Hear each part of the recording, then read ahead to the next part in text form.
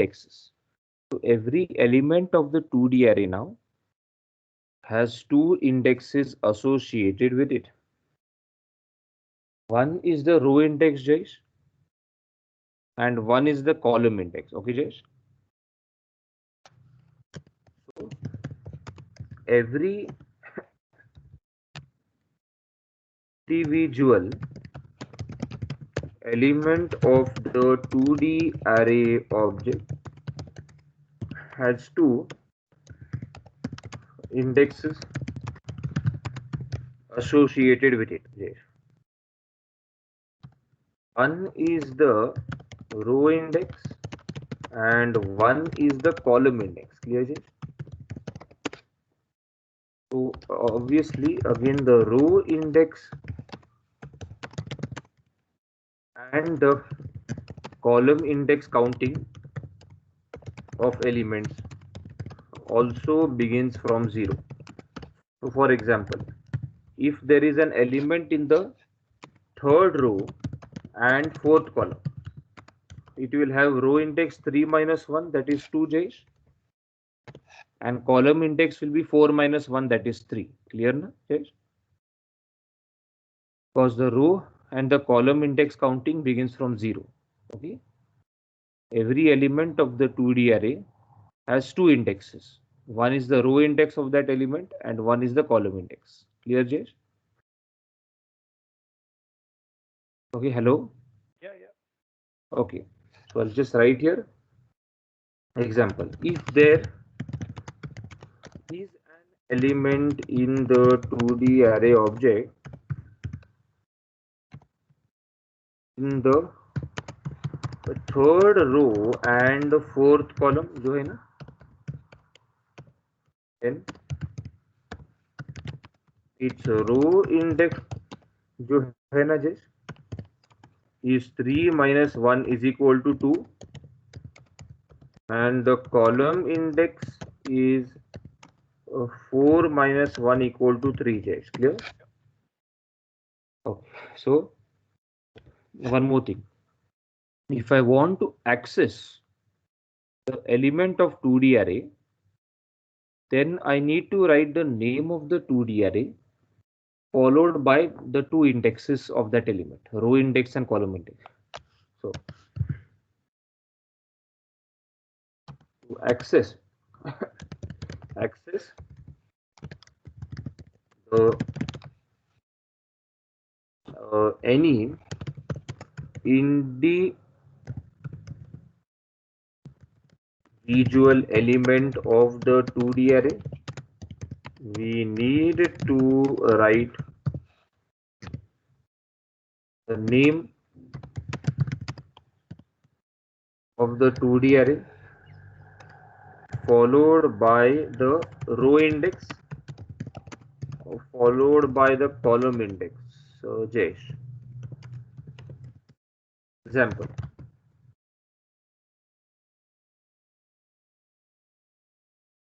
Here are, if I write 1 and 2, accesses the element in the 2D array. Okay, Jayesh? ERR1 or ERR, sorry, having row index 1, where the row index of that element is 1, and column index 2, Jayesh. Clear? Which means which row? Second row and the third column. Understood, Jayesh? Because row and column index counting begins from 0. So whatever is the actual row and column number, you'll subtract 1 from it to get the actual row index and column index. Yes. And whenever we access element in the 2D array, we don't use the actual serial number of the element. We use the row and the column index. Clear, Jayesh? So this is accessing the element at row index 1, column index 2, which means the second row and third column. Okay, Jayesh? The first number is always row and the second number is always. Yes, the first number, even by creating the 2D array object, जो पहला number है ना, it is always the number of rows and the second number is the number of columns. And even when I'm accessing the elements of the 2D array, the first index is always the row index, and second index is the column index. Okay, clear, Jayesh? Yeah. Okay.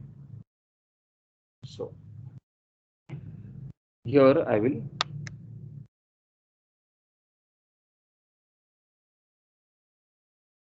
write the program for this now.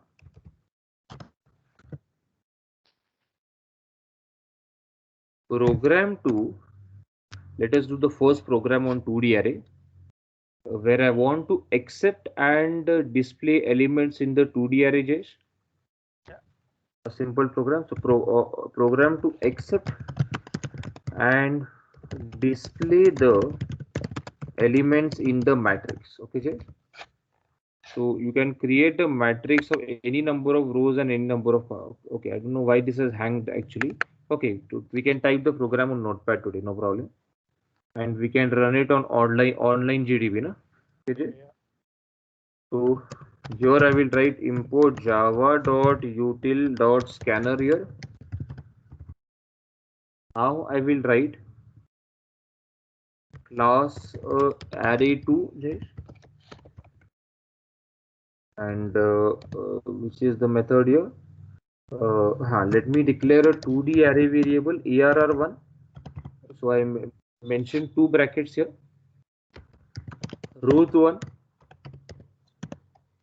and cols1, which means the number of rows and columns in arr1.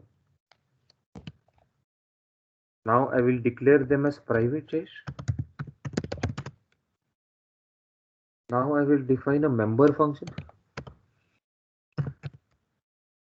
public void accept scanner Jayesh sc, na? New scanner, am I right, Jayesh? Oh, Yes. yes. Can you see the screen properly, Jayesh? Yes. Okay. System dot. So after that, what I will do, system dot out dot println, enter the number of rows and columns in arr1 or in the matrix. I will accept the number of rows and columns in the variable called rows1 and cols1. Rows1 is sc dot nextInt, cols1 equal to sc dot nextInt, Jayesh, and arr1 is equal to new int rows1 and cols1. Clear, Jayesh? Now I will define the second method called public void display method, Jayesh.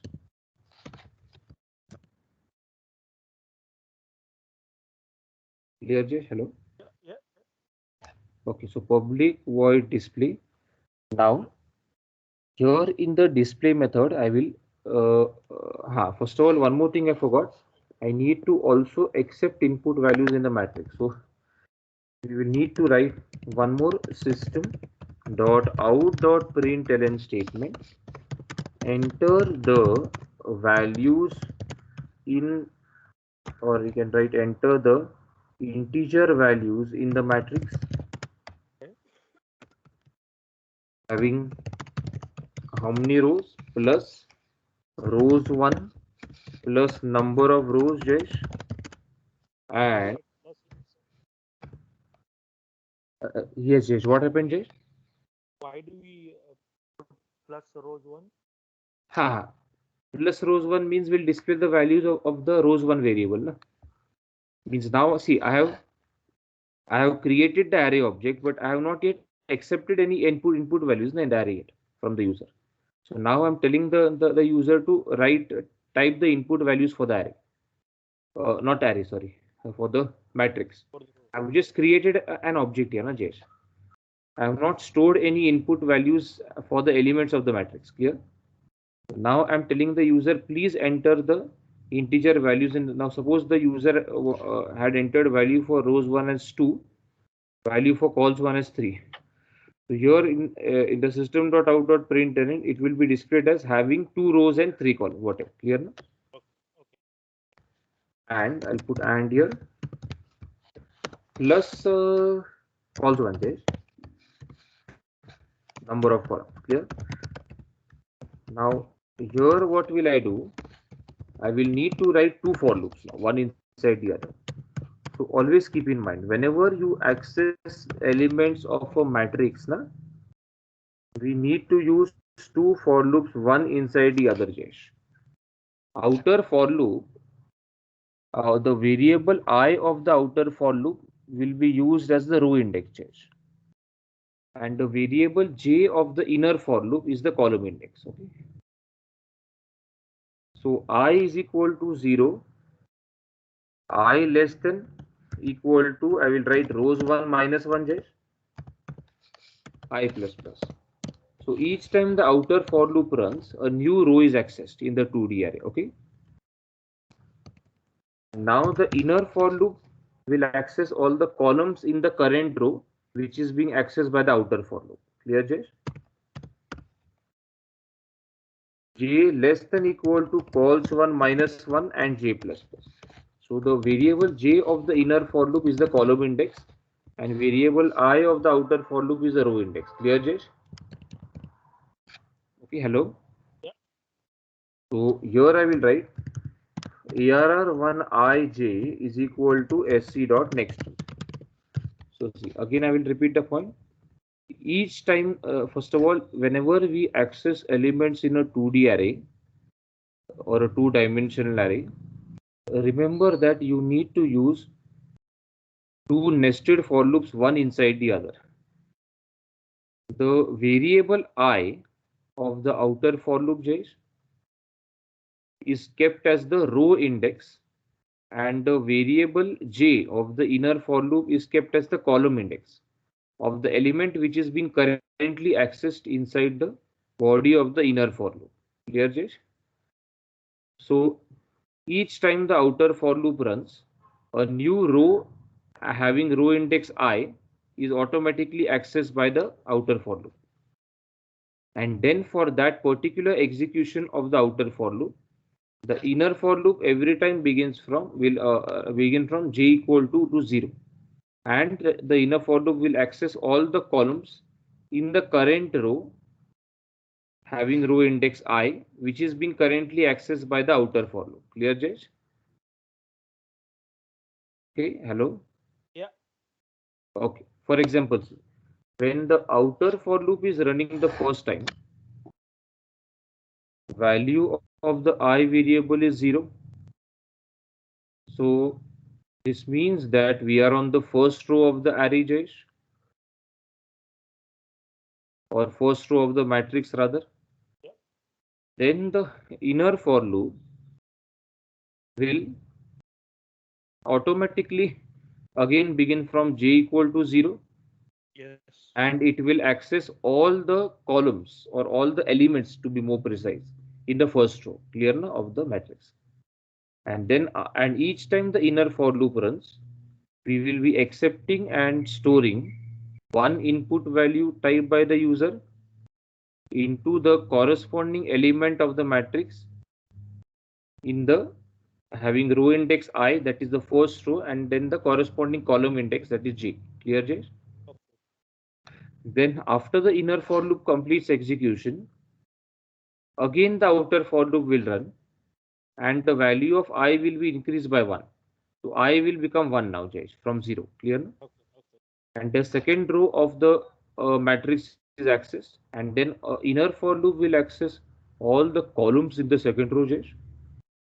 And each time the inner for loop runs, we will be accepting input value from the user and storing it into all the columns one by one of the second row. Clear, Jay? Yeah. Okay, so I will just write here. Whenever we access the element in a two-dimensional array, we always use two for loops, that is two nested for loops, one inside the other.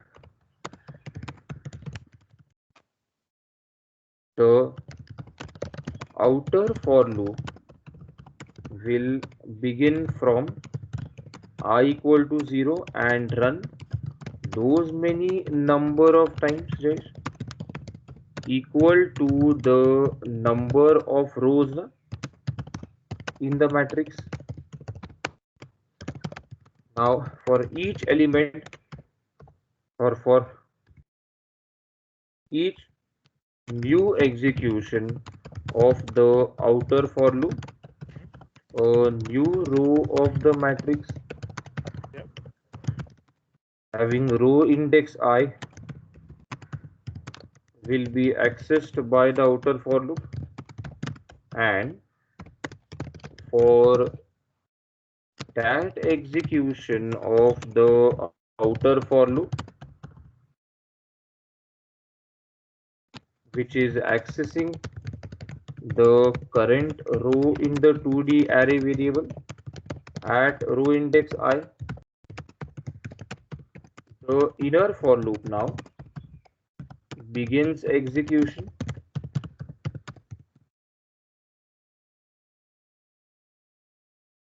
from j is equal to 0 and will run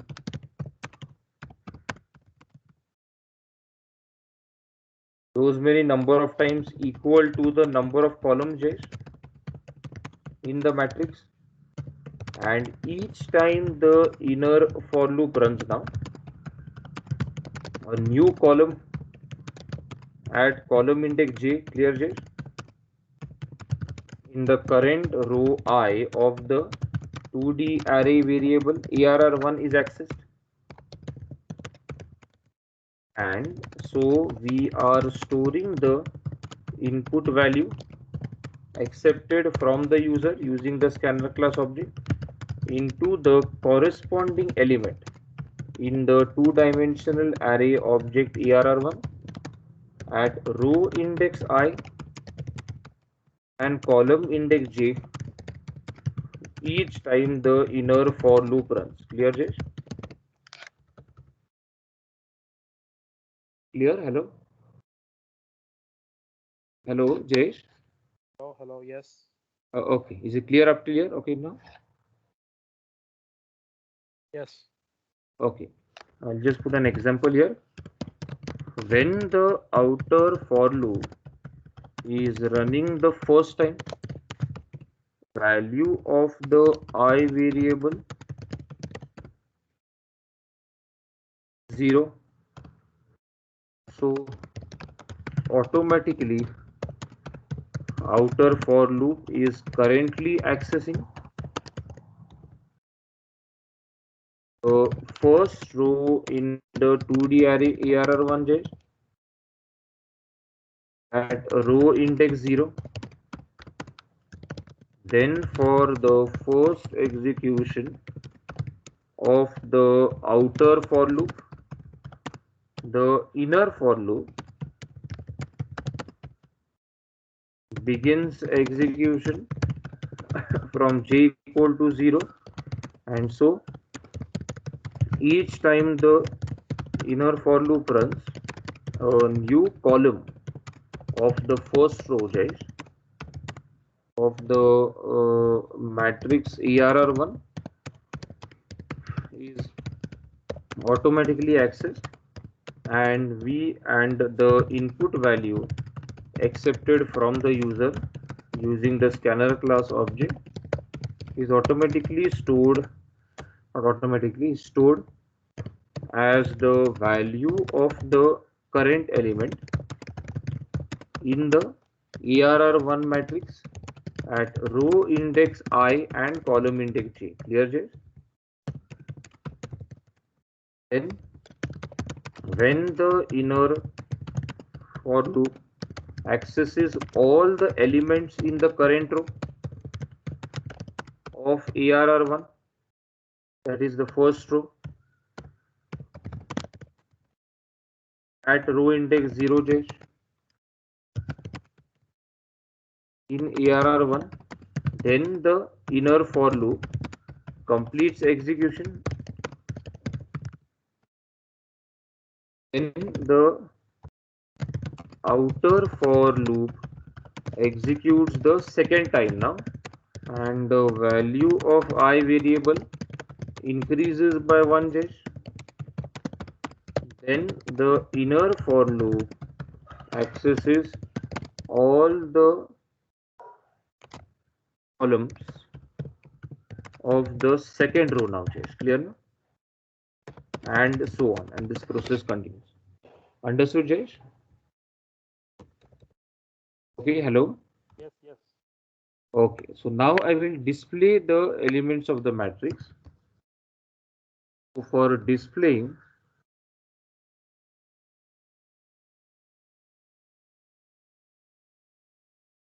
elements in the matrix, we will write the integer values. We will put the word R here, Jayesh. Now I want it to be displayed in the proper matrix format. Okay. So what is meant by matrix format? Every row should be displayed on a new line, and there should be one space gap between two different columns of the same row. So I will write here system dot out dot println with empty brackets, so that every new row is displayed on a new line. And here I will just write system dot out dot print. Now err1ij, I won't put ln because I want all the elements of that corresponding row, or that is all the column values of the corresponding row, to be displayed on the same line, Jayesh. So here I have not put ln, just I have put a one space gap between two corresponding elements in the same row. Clear, Jayesh? Okay, hello. Yes, yes. I think there is some problem today. I'm saying yes, but you're not getting it. Okay. I'm really sorry then. Actually, I No, no, thought no. It's okay. It's like there's I'm some lag saying, in. but maybe you think that I'm not Right, listening right. or something. But There is some lag, I think, in the Skype yeah, I today. think so. The Yeah. time. Yes, yes. Okay. What you understood now, Jayesh? Yeah, Okay, yeah, I clear. understood. Yeah. Okay. So there is one more way for accessing elements in a matrix. If you remember, I taught you a for each loop, Jayesh. That is a new for loop in Java for accessing elements of an array. Na? So similarly, we can use a for each loop for accessing elements for matrix also. This for loop which I've used is a normal for loop, Jayesh. Okay. Normal for loop means you use the index variable na, as the loop variable. Okay. And you have that initialization part, condition part, and the incrementation part. But in a for each loop, it will be something like this. For, now just notice carefully what I'm doing. Suppose I write int m. Now for a 2D array, this is how I will write a for each loop. Int m, I will declare m as a 1D array, err1. Okay, you can use any variable name instead of mj. Now I will write again system.out.println with empty bracket, so that every new row is displayed on the next line. Then I will put n colon m here, and system.out dot only print I will write just n plus space now. So how does this run now? See, for example, if this is my matrix just 1 2 3 4 5 6 7 8 7 8 9, as you can notice here, it's a 3 by 3 matrix. Clear, Jay? Hello. Yeah, yeah. Hello. Yeah. Yes. So it's a 3 by 3 matrix having 3 rows and 3 columns. Jay. Okay. Yeah. Okay. So here, if you observe, there are 3 rows in this matrix and there are 3 columns. And the value of the elements are 1, 2, 3, 4, 5, 6, 7, 8, 9. Yeah. Now, see, in a matrix, if you observe, that is in a 2D array, every individual row is equivalent to a 1D array. Jayesh. Every individual row of a 2D array is equivalent to a 1D array. Okay. So see this which I have highlighted here, this is also equivalent to a 1D array. Okay. This is also equivalent to a 1D array, and this also. Okay. Okay, so for example, see, the first row is equivalent to a 1D array having 3 elements in it, where the values of the elements are 1, 2, and 3. Jayesh. Okay, so here the way I have written this for each loop is in the same manner now. Okay. So each time the outer for each loop runs, that is this one which I have highlighted here, Okay. a new row of the ARR1 2D array will automatically be accessed, Jayesh. Okay. And that new row of ARR1 is assigned to the M variable automatically. Now, because the row is equivalent to a 1D array, so I have declared the M variable as a 1D array variable. Clear, Jay? Okay, so each time the outer for each loop runs, a new row of ARR1 is automatically accessed and assigned to the M variable. Clear, Jay? And then all the elements of that current row which have been assigned to the M variable are accessed one by one in the inner for each loop. Clear, Jay? And here see the current row which is assigned to the M variable is now displayed inside the inner for loop. Okay, that is the elements of the current row which have been assigned to the M variable here are displayed by the inner for each loop one by one. That is, all the column values of the current row are displayed by the inner for each loop. Now, because M stores the row now, the current row of the 2D array, and because because the row is like a 1D array, so I have declared the N variable as a normal int variable. Clear, Jayesh? Because one by one, all the elements of that current row, for example, if you are on the first row, then when the inner for each loop runs the first time, the value 1 will be assigned to the N variable, this N variable, and that will be displayed on the screen. Then the inner for each loop will run the second time, Jayesh. Yeah. Now the value 2 is assigned to the N variable and displayed on the screen. Clear? No? And so on. Clear, Jayesh? Okay, Yes. Jay, is it Yes. clear? Yes. Yeah. Okay. So I will just write one point here that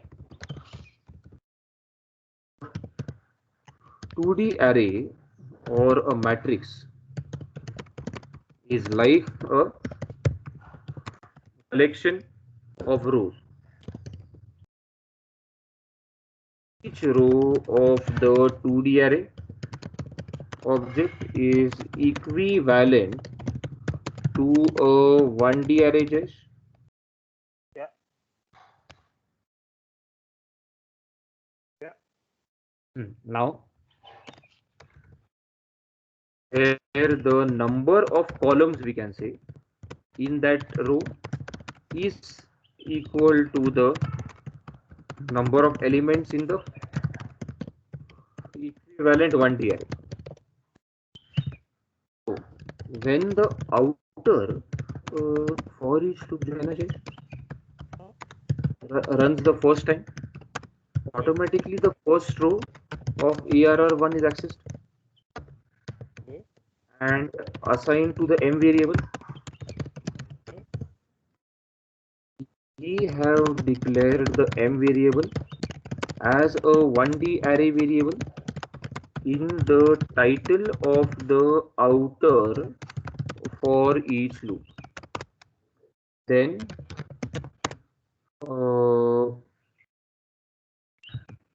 for the first execution of the outer for each loop, the inner for each loop now will automatically execute those many number of times the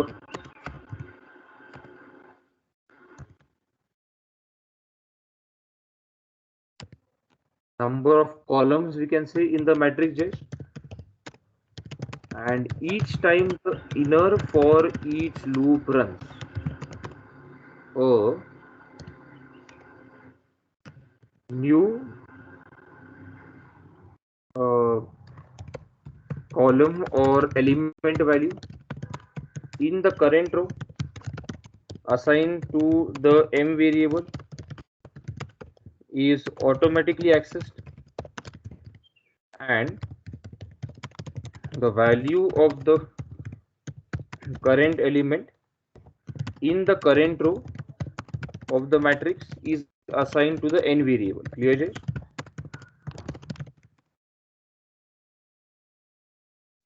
Where the n variable is declared as a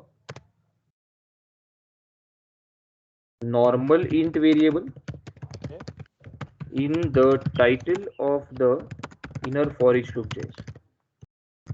Clear now? So obviously we could have used any variable names instead of m and n. Clear? In the titles of the outer and the inner for each loops respectively. This is just, I can say, another way for displaying the elements in the matrix. Clear, James? Okay, it's not compulsory to write the inner for each loop. Sorry, it is not compulsory to write the for each loop for displaying the elements in the matrix, but just for your understanding, so that you know how to write the for each loop for the 2D array, I wrote it like that. Clear, James? One more change I can make for this for each, sorry, not for each, for this normal for loop, I can write, instead of writing rows 1 minus 1, a more general way for representing the number of rows in a matrix is directly writing arr1.length. So see, remember, whenever you use the length data member directly on the name of a 2D array, it returns the number of rows in the 2D array. Clear, Jay?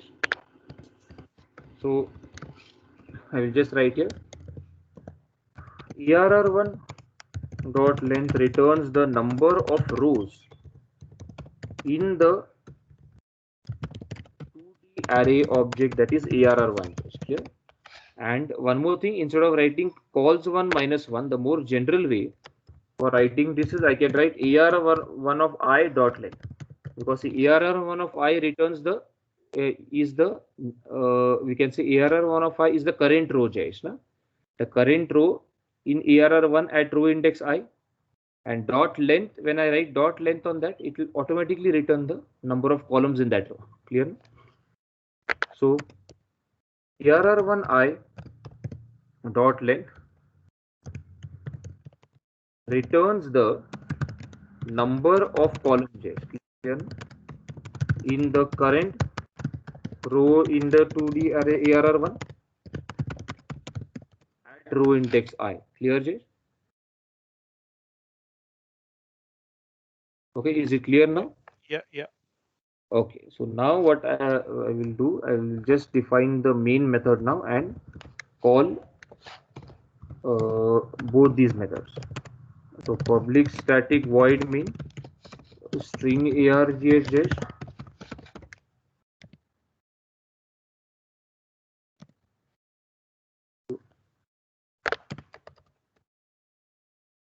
last name is arr2 na, yes?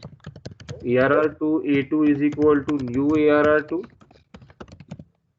a2 dot accept and a2 dot display, just the accept and the display na? Okay.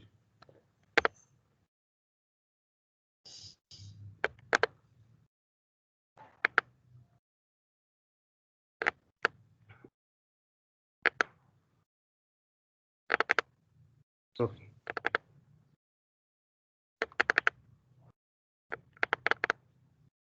So I will write here program number 5.java. We can just try to run the program. Am I right? Yeah. Second, it's can I open how?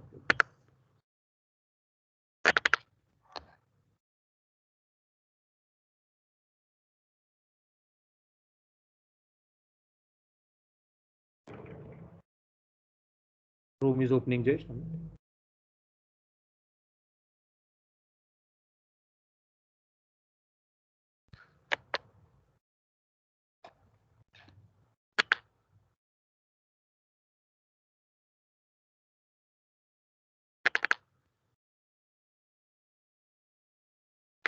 Till the Chrome opens, we can do one more last program for this matrix concept. Na, Jay?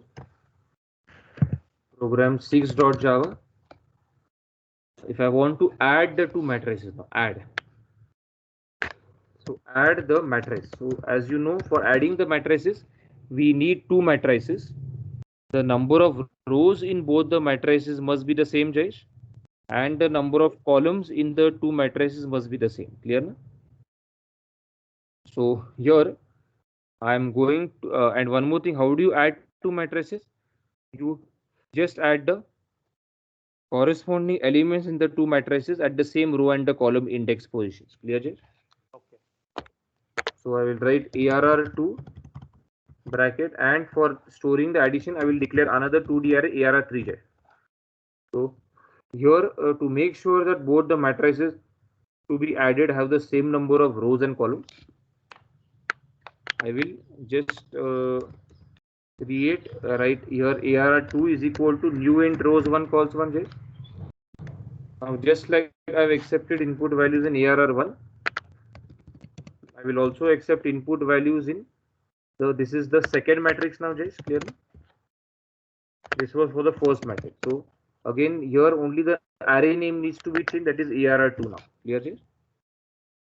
And similarly, I need to create the array object for ARR3 also. It will also have number of rows equal to rows 1 and number of columns equal to columns 1, where ARR3 will store the addition of the two matrices. Clear, Jay? So here instead of public void display, I will name the function as add now.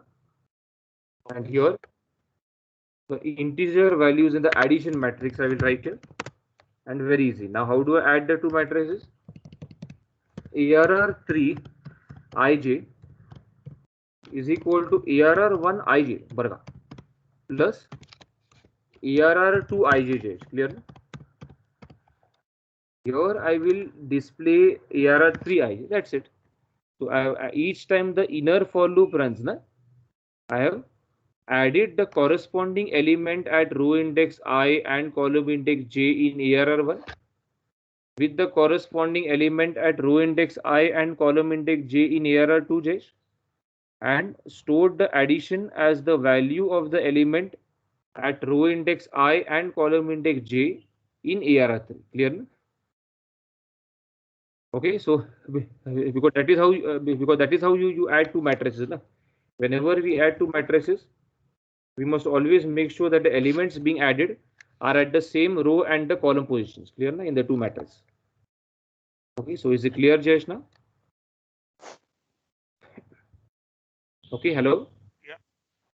Okay, so I will name this class as ARR3 now, Jayesh, and here only the class name will change now. ARR3 and ARR3, and I think the member method we defined was add, na?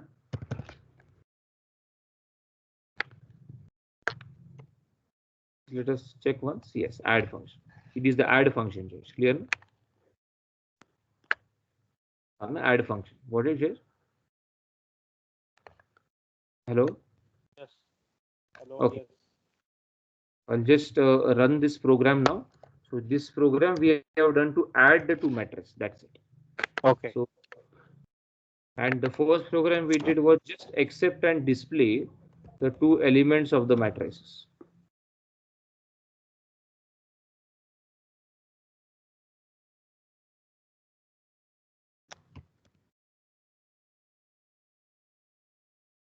So I will do one thing, just copy this and paste it in the online GDB window, Jayesh. Yeah. And one more thing, there's a rule when running online GDB, name of the class must be defined method.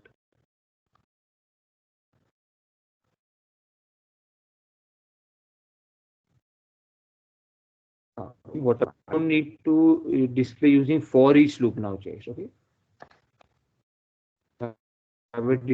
So I don't need to again display the elements of the. So I will remove this part. Okay, Jayesh, because we are just displaying the addition, na?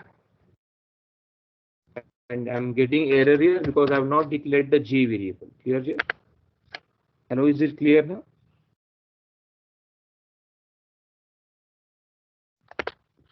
Hello, Jayesh.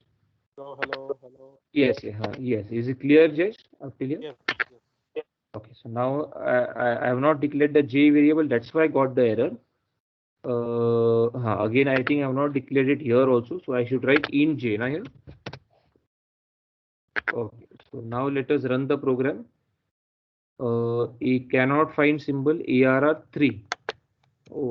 Sorry, it should be the main class, Jayesh. So main, because as I told you, when we are running the programs on online GDB, the name of the class in which we have defined the main method must be the main class. That rule is only for online GDB, not for running on Eclipse and all. Clear, Jayesh? I will define the first matrix with 2 rows and 3 columns. Now, even automatically, the second matrix also is created with 2 rows and 3 columns because of the statements we have written in the program. Now, I will enter the values of the in the first matrix having 2 rows and 3 columns, Jayesh. 1, 2, 3, 4, 5, 6. For the second matrix, I will write 1, 2, 1. 1, 2, 1, just here, and 2, 1, 1. बरोबर ना? Okay. We got an error somewhere. Let me just check where we. Oh, it should be less than. The reason I got error was this should be less than equal to ARR dot length minus 1, na, Jayesh? Oh. Because the row index counting begins from 0. So whatever is the row number of rows and columns, when you subtract 1 from that, you get the element at the you get the last row index and the last column index. Clear, Jayesh? Yes. So now let us see the output again. Okay, so here I will again write 2 by 3. Now 1, 2, 3, and 4, 5, 6. So 1, 2, 1 if I write, and 2, 1, 1. Okay, so you can see we have got the expected output on the screen after adding the two matrices. You can see the output here properly. Clear, Jay? Yeah. Okay, so I will do one thing, recopy this program back here, and here we can again name it class ARR3 instead of main class. Clear, Jay? It's only when running on online GDB that the name of the class must be main, Jayesh.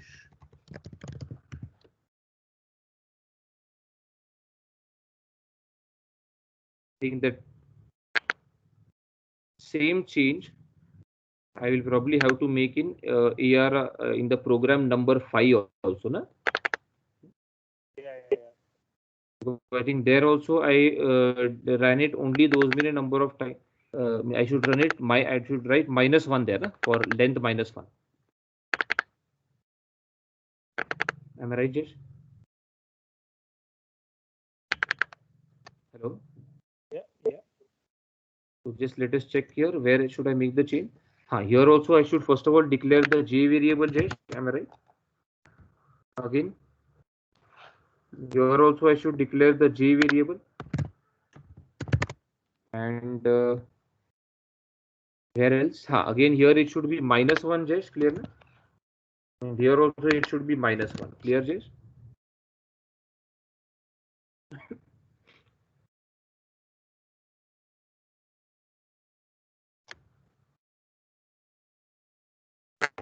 Okay, so now let us just try to run this program also once.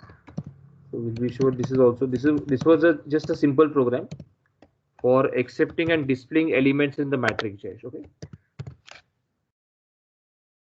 Again, the class name here should be main, na? Because we are running this on online GDB. And again, down also I should write the class name as main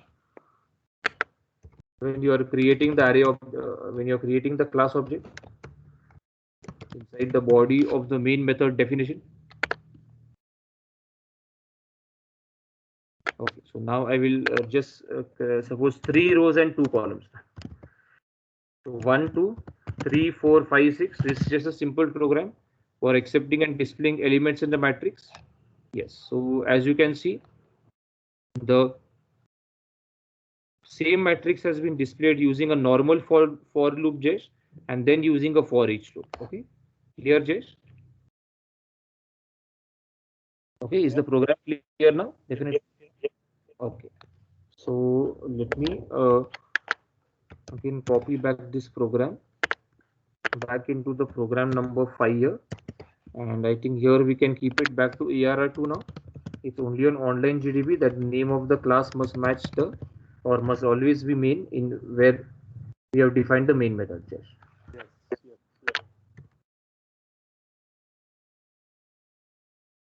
Okay, okay. So the arrays chapter is over here. Okay.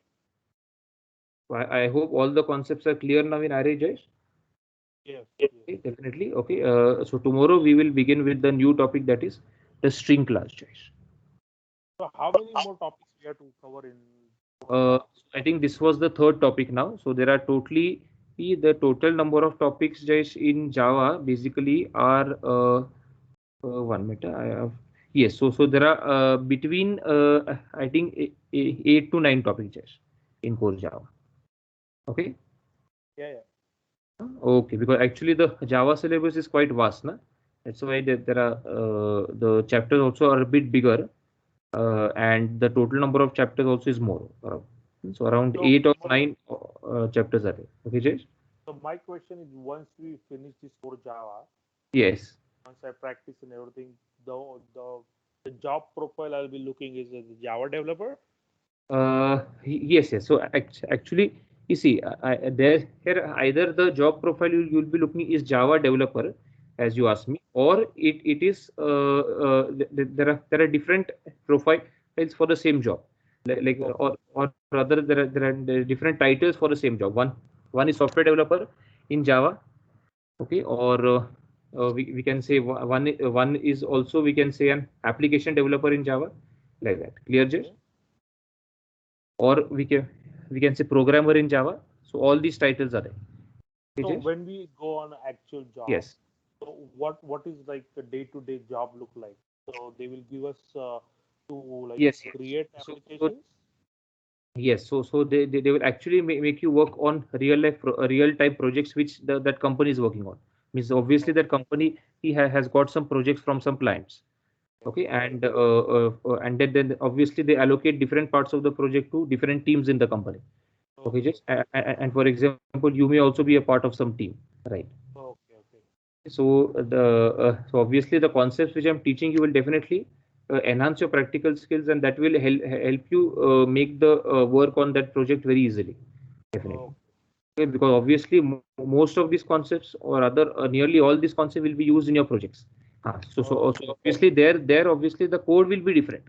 The code will not be the same because the code will be related to the project you are making, but the concepts which are being used in that project and all will be the same which I have taught you. The scanner, class, arrays, all that. Okay. Okay. So is it clear, Jayesh? Okay. Hello. Yes, it is clear. Yes. Yes. Okay, Jayesh. So actually today you didn't have time to write, I think, but it's okay. I'll send you the programs now. So if you get time today, you can write them down in your book. Okay. Yes. Okay, Jayesh. Okay. So So we'll tomorrow see tomorrow. begin with the new topic now, that is strings. Yes. Okay. So I hope both the programs I taught today, everything you have understood today, definitely. Yes. Okay, Jayesh. So you can just read them once again properly. Sure, I will. Okay, Jayesh. Okay. Thank you. Bye.